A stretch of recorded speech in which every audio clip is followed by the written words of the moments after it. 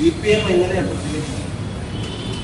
അവർ തന്നെ ഉണ്ടാക്കി വെച്ച സാധനം, അവർ തന്നെ സംരക്ഷിക്കാൻ വെച്ച സാധനം, പാർട്ടി സെക്രട്ടറി ഇവിടെ വന്നിട്ട് LDF കൺവീനർ വളരെ പ്രസംഗിച്ചിട്ടുണ്ട്. അതൊക്കെ ഉണ്ടായിട്ട് അവരുണ്ടാക്കിയതാണെന്ന് അറിഞ്ഞിട്ടും ഇവർ നടത്തിയ പിന്നെ പ്രസംഗങ്ങളെന്ന് അതിന്റെ അവരുടെ പ്രതികരണങ്ങൾ ഉണ്ടായിരുന്നു. എന്ത് ന്യായീകരണമാണ് അതിനകത്ത് പറയാനുള്ളത്? ചെറുപ്പക്കാരൻ അയാൾ എന്ത് തെറ്റ് ചെയ്തിട്ടാണ്? ഇല്ലാത്തൊരു വാട്സപ്പ് ഗ്രൂപ്പിൽ അയാൾ അയക്കാത്ത മെസ്സേജ് അയാളുടെ പേര് പറഞ്ഞ് ഉണ്ടാക്കി അത് പ്രചരിപ്പിച്ച് അയാളെ ഒരു വർഗീയവാദിയാക്കാനുള്ള ശ്രമം നടത്തുന്നത്. ഞാനതാണ്, ഇത് വ്യക്തിപരമായ ഒരാളെ തകർക്കാൻ വേണ്ടി മാത്രമല്ല, അതിനൊരാളെ കരുവാക്കി അവർ തകർക്കാൻ ശ്രമിച്ചത് നാടിന്റെ ഐക്യമാണ്.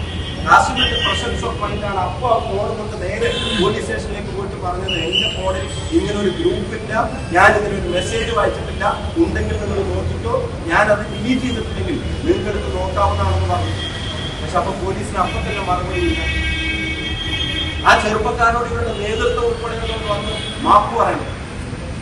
കടുത്ത ശിക്ഷ ഈ ശ്രമങ്ങൾ നടത്തിയ ആളുകൾക്കെതിരെ കൊടുക്കാൻ തയ്യാറാവുന്ന തരത്തിൽ ഇതിന്റെ അന്വേഷണം മുന്നോട്ട് പോകണം. ഞാൻ പറയുന്നു, CPM പ്രവർത്തകരിൽ നേതാക്കന്മാരിൽ ആരെങ്കിലും ഇത്തരം വർഗീയ ശ്രമങ്ങളോട് എതിരുള്ള ആരെങ്കിലും ഉണ്ടെങ്കിൽ അവർ എഴുന്നേറ്റ് നിന്ന് ഈ നേതൃത്വത്തിനെതിരെ എന്താണെങ്കിലും തോറ്റു ജനങ്ങൾ തിരിച്ചറിയും. ഇനി ഇത്തരം ശ്രമങ്ങളെ സംരക്ഷിച്ചു പിടിച്ചവരും ഇത് ഉണ്ടാക്കിയവർക്കുമെതിരെ അതിശക്തമായ ഭാഷയിൽ പ്രതികരിക്കാൻ ആ പാർട്ടിയിൽ കമ്മ്യൂണിസ്റ്റായ ആരെങ്കിലും ഉണ്ടെങ്കിൽ അവർ എഴുന്നേറ്റ് നിൽക്കേണ്ട സമയമാണ് കൂടെ ഞാൻ ഓർമ്മപ്പെടുത്താൻ ശ്രമിക്കും. നിയമപരമായ ഒരു തിരിച്ചടി കൂടെ നേരിട്ടിരിക്കുന്നു. ഞാൻ പറയുന്നത് അതുകൊണ്ട് ഇത് അവസാനിക്കണമെന്നോ അല്ല, അന്വേഷണം സത്യസന്ധമായി മുന്നോട്ട് പോകും. ഇത് സൃഷ്ടിച്ചവരെ കൂടെ കേരളീയ പൊതുസമൂഹത്തിന് മുമ്പിൽ കൊണ്ടുവരണം. ഈ കാലതാമസം ആ സൃഷ്ടാവിനെ കണ്ടെത്തുന്ന കാര്യത്തിന് തടസ്സമായി മാറണമെന്നാണ് പിണറായി വിജയന്റെ പോലീസ് ആഗ്രഹിക്കുന്നത്.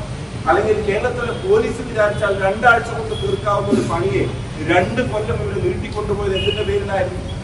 ഏതെങ്കിലും ഒരു UDF പ്രവർത്തകൻ അതിനകത്ത് പങ്കുണ്ടെങ്കിൽ, ഏതെങ്കിലും ഒരു UDF അനുഭാവിക്ക് പോലും അതിനകത്ത് പങ്കുണ്ടെങ്കിൽ ശ്രീ പിണറായി വിജയൻ കേരളത്തിന്റെ മുഖ്യമന്ത്രിയും ആഭ്യന്തരമന്ത്രിയായിരുന്ന സമയത്ത് ഒരു നടപടി എടുക്കില്ല എന്ന് എനിക്ക് തോന്നുന്നുണ്ടോ? അപ്പൊ അതിന്റെ പിന്നിൽ അവരാണെന്നുള്ള കൃത്യമായ ബോധ്യം അവരുടെ അന്വേഷണത്തിന്റെ തുടക്കത്തിൽ തന്നെ കിട്ടി. റിവേഷ് എന്ന് പറയുന്ന DYFI നേതാവിൽ ചെന്ന് അന്വേഷണം തട്ടി നിന്നു എന്ന ഒരു വാദം പറഞ്ഞിട്ട് കേസിനെ അവസാനിപ്പിക്കാൻ ശ്രമിച്ചതിന്റെ പുറകിലെ കാരണം കൃത്യമാണ്. കാരണം ഇത് താഴെ തട്ടിൽ ആരുടെങ്കിലും തലയിൽ വിരിഞ്ഞൊരു ബുദ്ധിയല്ല.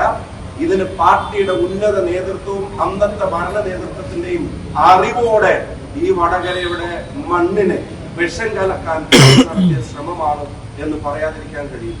വ്യക്തിപരമായി ഒരുപാട് ആക്രമിക്കപ്പെട്ടു ഈ വ്യാജ നിർമ്മിതിയുടെ പേരിൽ.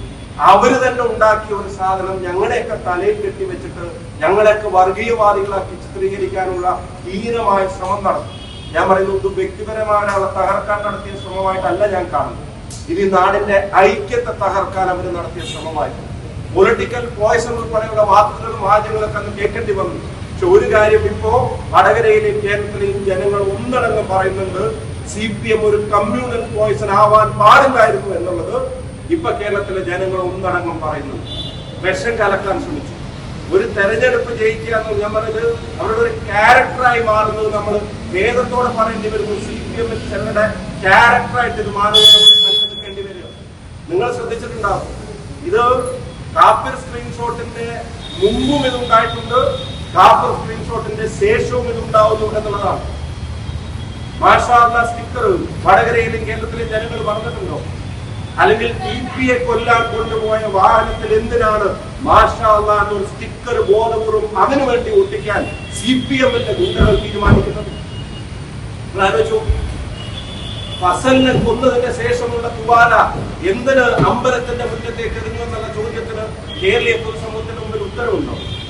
അവർ തന്നെ ഉണ്ടാക്കിയ ഒരു കാപ്പർ സ്ക്രീൻഷോട്ട്, അതിന്റെ ഉത്തരവാദിത്വം UDFന്റെ തലയിൽ കെട്ടിവെച്ച് തെരഞ്ഞെടുപ്പിന്റെ മുഖ്യ അജണ്ടയായി അത് മാറ്റാൻ സ്ഥാനാർത്ഥി നേതാക്കന്മാരും വരിവരിയായി നിന്ന് തെരഞ്ഞെടുപ്പ് കഴിഞ്ഞിട്ട് പോലും അതിനെ പിൻപറ്റി അതിനെ പിന്തുടർന്ന് ഒരു തരത്തിലുള്ള പേരിലുണ്ടാക്കാൻ അവർ നടത്തിയ ശ്രമങ്ങൾക്ക് തന്നെ ന്യായീകരണമുണ്ടോ? ഇപ്പോ എല്ലാം ഒടുവിൽ പേരാമ്പ്രയിൽ പോലും ഈ തെരഞ്ഞെടുപ്പ് വന്നപ്പോഴും അത്തരത്തിൽ നടത്തിയ ശ്രമങ്ങളെ നിങ്ങൾ മാധ്യമങ്ങൾ ഉൾപ്പെടെ ജനങ്ങളുടെ ഇടയിലേക്ക് കൊണ്ടുവന്നതല്ലേ? അവിടെ ക്യൂ നിന്ന് ഈ കള്ളത്തെ തെരഞ്ഞെടുപ്പിലൂടെ വലിയ വോട്ടിന് പരാജയപ്പെടുത്തിയ വടകരയിലെ രാഷ്ട്രീയ പ്രബുദ്ധത, ജനതയുടെ രാഷ്ട്രീയ പ്രബുദ്ധത, അതില് ഇടതുപക്ഷം എന്ന് വിളിക്കുന്നവർ പോലും ഞങ്ങൾക്ക് അന്ന് രേഖപ്പെടുത്തിയ വോട്ടുകൾ. അപ്പൊ ഇതൊക്കെ വരുന്നതിന് മുമ്പ് ഇതൊരു അവാസ്തവമായ കാര്യമാണെന്ന് തിരിച്ചറിഞ്ഞ് അവരുടെ വോട്ട് രേഖപ്പെടുത്തിയ വടകരയിലെ ജനത. അതിനുശേഷം നടന്ന ലോക്കൽ ബോഡി ഇലക്ഷനിൽ ഇത്തരം ശ്രമങ്ങൾക്കെതിരായിട്ടുള്ള തിരിച്ചടി അതിശക്തമായി തുടർന്ന വടകരയിലെ ജനത.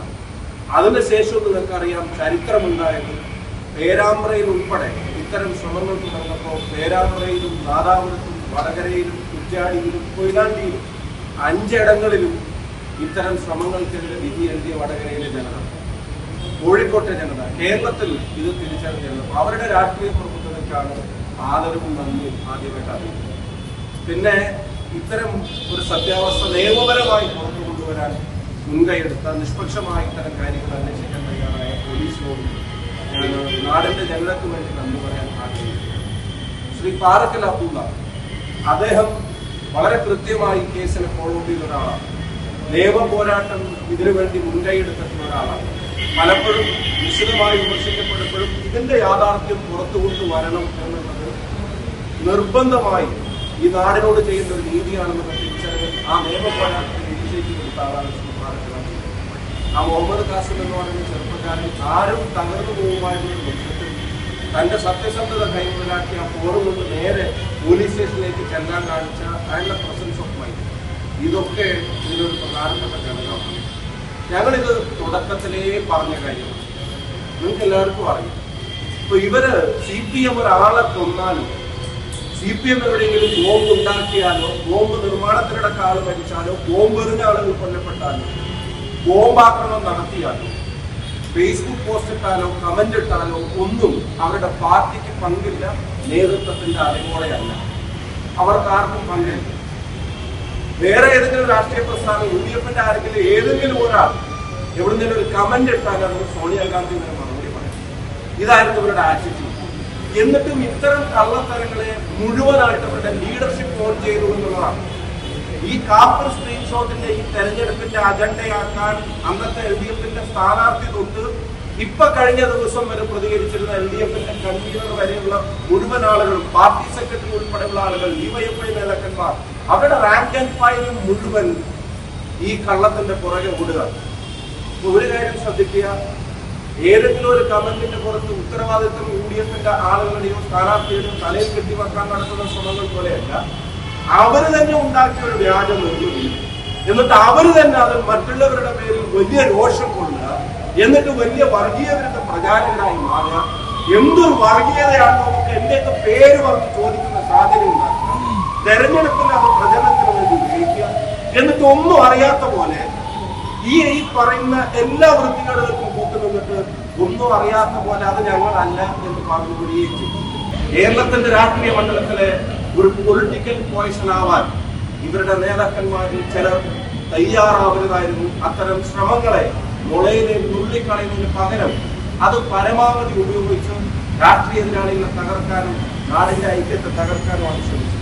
അതിന് ഒരു കാരണവശാലും ഇവിടുത്തെ വടകരയിലെ ജനങ്ങൾ അതിന് നിന്നുകൊടുക്കില്ല എന്നുള്ളതാണ് അവരുടെ രാഷ്ട്രീയ പ്രബുദ്ധത. അതിന് വലിയ ആദരവ് അതിനോടുണ്ട്. ഞാൻ ആവർത്തിച്ച് പറയുന്നു, ഇത് നാടിന്റെ ഐക്യത്തിന് നേരെ കമ്മ്യൂണൽ പോയിസൺ നിറച്ചൊരു ബോംബാണ് ഈ വ്യാജ നിർമ്മിതിയിലൂടെ CPM എറിയാൻ ശ്രമിച്ചത്. അത് പൊതുസമൂഹം ഡിറ്റക്ട് ചെയ്തു. ബോംബ് സ്ക്വാഡായി, ഈ വർഗീയ പോയിസണിന്റെ ബോംബ് സ്ക്വാഡായി വടകരയിലെ പൊതുജനങ്ങൾ മാറി, കേരളത്തിലെ പൊതുജനങ്ങൾ മാറി. അതിനെ ഡിറ്റക്ട് ചെയ്ത് അതിനെ ഡിഫ്യൂസ് ചെയ്തിരിക്കുകയാണ്. ഇനി അതിന്റെ നിർമ്മാതാക്കളിലേക്ക് എത്തണം. അത് അന്വേഷണ സംഘത്തിന്റെ ഉത്തരവാദിത്തമാണ്. ഇപ്പോൾ എടുത്ത കേസിൽ പിന്നെ തെളിവ് നശിപ്പിച്ചതിന് ഉൾപ്പെടെ കേസെടുക്കുകയാണ് വാർത്തകൾ പറയുന്നത്. അതിന്റെ ലീഡ് എന്താണ് എന്ന് ഞങ്ങൾക്ക് മനസ്സിലാവുന്നില്ല. അതായിരുന്നു കഴിഞ്ഞ അന്വേഷണ സംഘം ആഗ്രഹിച്ചിരുന്നത്. അല്ലെങ്കിൽ അവരെ വിചാരിച്ചാൽ 2 ആഴ്ച കൊണ്ടോ അന്നല്ലെങ്കിൽ 2 ദിവസം കൊണ്ടോ ചെയ്യാമായിരുന്ന ഒരു കാര്യത്തെ ഈ 2 കൊല്ലം നീട്ടിക്കൊണ്ടുപോയതിന്റെ പുറകിൽ, ഈ വർഗീയ ചേരിതിരിവിനുള്ള ശ്രമങ്ങളുടെ പുറകിൽ പാർട്ടി സെക്രട്ടറി, മുഖ്യമന്ത്രി ഉൾപ്പെടെയുള്ള ആളുകളുടെ സംരക്ഷണം, പാർട്ടിയുടെയും സർക്കാരിന്റെയും സംരക്ഷണം ഈ പറയുന്ന ചെയ്യുന്ന ആളുകൾക്ക് അവർ കൊടുക്കാൻ ശ്രമിച്ചു എന്നുള്ളത് തന്നെയാണ്. എന്തായാലും നിയമപരമായി ഒരാൾ അറസ്റ്റ് ചെയ്യപ്പെട്ടിരിക്കുകയാണ്. ഇത് വന്ന വാട്സപ്പ് ഗ്രൂപ്പുകൾ ഏതാണെന്ന് നിങ്ങൾക്കറിയാം, പ്രചരിപ്പിക്കപ്പെട്ട വാട്സപ്പ് ഗ്രൂപ്പുകൾ ഏതാണെന്ന് നിങ്ങൾക്കറിയാം, ഇതിനെ തെരഞ്ഞെടുപ്പിന്റെ മുഖ്യ അജണ്ടയാക്കിയെടുത്ത നേതാക്കന്മാരാരൊക്കെയാണെന്ന് നിങ്ങൾക്കറിയാം. എതിർ സ്ഥാനാർത്ഥി ഉൾപ്പെടെയുള്ള ആളുകളുടെ വൈകാരികമായ പ്രതികരണങ്ങൾ ആ സമയത്ത് നമ്മൾ കണ്ടതാണ്. ഇവിടുത്തെ ഒരു മുൻ MLA ഇത് വെച്ച് പോസ്റ്റ് ഇട്ടുമ്പോൾ എന്തു വർഗീയതയാണോ എന്നുള്ള ചോദ്യം ഞങ്ങളോട് ചോദിച്ചവരാണ്. ഞാൻ അന്ന് പറഞ്ഞ വാചകം ഞാൻ ആവർത്തിക്കുന്നു. ആ ചോദ്യങ്ങളൊക്കെ നിങ്ങൾ കണ്ണാടിയുടെ മുമ്പിൽ ഒന്ന് ചോദിക്കണമായിരുന്നു. കാരണം നിങ്ങളാണിത് സൃഷ്ടിച്ചത്, നിങ്ങളാണിത് പ്രചരിപ്പിച്ചത്, നിങ്ങളാണിതൊരു ചാപ്പയാക്കി ഞങ്ങളുടെ മേലെ അടിച്ചേൽപ്പിക്കാൻ ശ്രമിച്ചത്, നിങ്ങളാണ് വലിയ വൈകാരികതയുടെ പേരിൽ പ്രസംഗിച്ചത്, നിങ്ങളാണ് അന്ന് പറഞ്ഞത് തെരഞ്ഞെടുപ്പുകൾ വരും പോകും, പക്ഷേ ഈ നാട് നിലനിൽക്കണ്ടേ എന്ന ചോദ്യം നിങ്ങൾക്ക് നേരെ തിരിഞ്ഞു കൊത്തുക. തെരഞ്ഞെടുപ്പിന്റെ ജയവും പരാജയവും വരും പോകും, പക്ഷേ ഒരു തെരഞ്ഞെടുപ്പിന് വേണ്ടി നാടിന്റെ ഐക്യത്തെ തകർക്കാൻ നിങ്ങൾ ശ്രമിക്കരുതായിരുന്നു എന്നാണ്.